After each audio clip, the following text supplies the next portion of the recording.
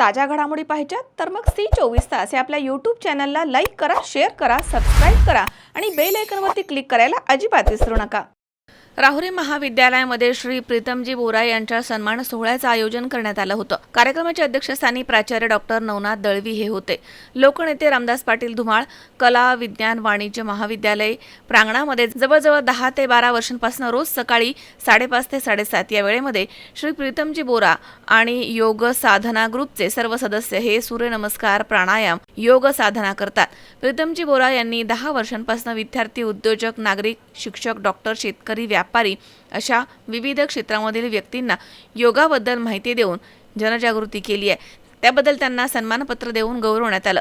अध्यक्ष भाषणामध्ये प्राचार्य doctor Dalvi sir म्हणालेत की महाविद्यालय सामाजिक बांधिलकी जपताना समाज उपयोगी कार्य करणाऱ्या व्यक्तींचा सन्मान होणं गरजेचं आहे। योग साधना ग्रुपनं आयोजित केलेल्या या कार्यक्रमाचे त्यांनी कौतुक केलं।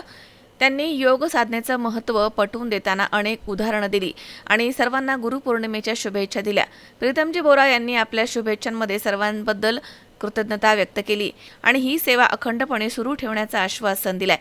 तर कार्यक्रम प्रसंगी डॉक्टर विलास कड, माऊली पोपळघट, गणेश झिंज, सागर साळवे, राजेंद्र भुजाडी, श्री वसंतराव झावरे यांनी आपली मनोगत व्यक्त केली आहेत। यावेळी कार्यक्रमाचे प्रास्ताविक श्री अनिल निकम यांनी केले तर आभार डॉक्टर पंकज घोलप यांनी मानले आहेत।